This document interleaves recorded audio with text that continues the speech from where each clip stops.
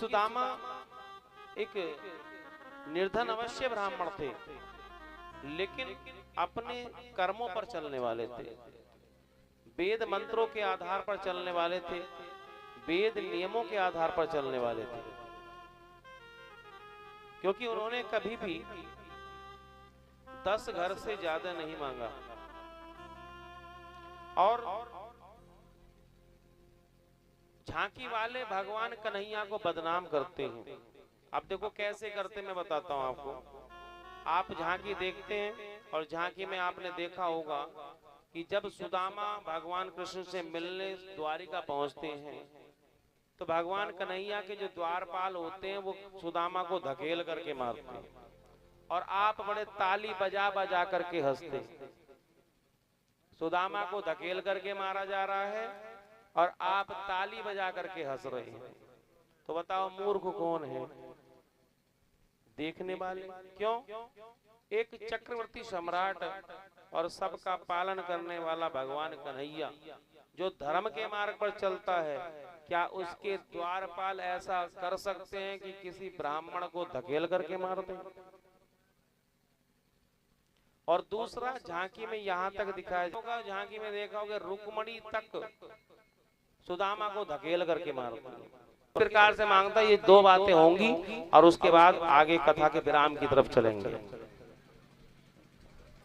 दिन भर बेचारे द्वार द्वार, दिन भर बेचारे द्वार द्वार, दाता दाता चिल्लाते हैं।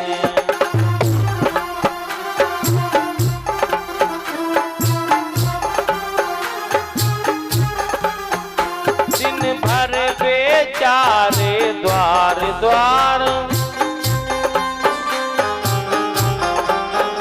दाता दाता चिल्लाते हैं। वो दाता दाता चिल्लाते हैं। पर किसी रोज भी जी भर के, पर किसी रोज भी जी भर के वो आटा डाल न पाते हैं।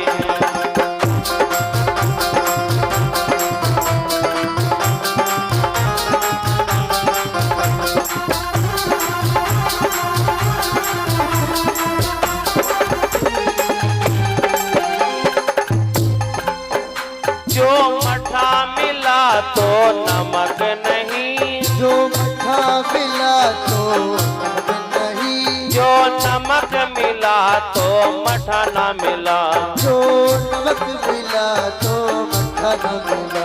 2 घर मांगा 10 घर मांगा, 2 घर मांगा 10 घर मांगा, पर लोटे भर आटा मिला नहीं।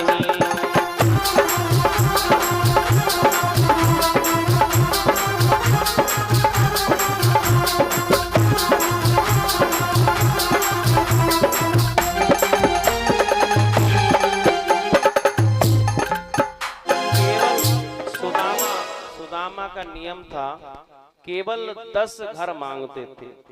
अगर 10 घर में खाने के लिए जो भी मिल जाता था उतने में ही संतुष्टि करते थे, चाहे भूखा रहना पड़े चाहे पेट भर जाए। जो भी मिल गया, आटा मिल गया आटा ले लिया, मठा मिल गया मठा ले लिया, नमक मिला नमक ले लिया, जो भी मिल जाता था उससे ही जीवन यापन करते थे। लेकिन कभी सुदामा 11वें घर मांगने के लिए नहीं गए। इसीलिए जब सुदामा ने अपनी पत्नी से एक बार बता दिया था कि कृष्ण हमारे मित्र हैं, तो पत्नी जिद करने लगी थी कि कुछ कन्हैया से ही मांग लाओ। तो लेकिन सुदामा ने मना कर दिया था कि मित्र के घर मांगना जाना मर जाने के समान है, क्योंकि कहा गया मांगन गए सो मर गए, सो पुनि मांगन जाए, उससे पहले वो मरे जो मित्र घर मांगन जाए। क्योंकि अगर कोई मांगने की सोच भी रहा ना कि मैं मांगने जाऊं, तो समझ लीजिए वो मर गया। जीवन यापन के लिए कुछ नियम बनाने चाहिए, उन नियमों पर चलना चाहिए। उन नियमों का ही सदचरित्र सुदामा चरित्र है। सुदामा ने कभी भी अपनी जीविका के लिए अपने नियमों को नहीं तोड़ा, अपने आराम के लिए कभी अपने नियमों को नहीं तोड़ा। यही जीवन चरित्र सिखाता है सुदामा चरित्र को। विस्तार से कथा फिलहाल नहीं सुना सकते हैं, लेकिन भविष्य में अगर समय मिला तो कभी विस्तार से भी कथा सुनाने का मौका मिलेगा।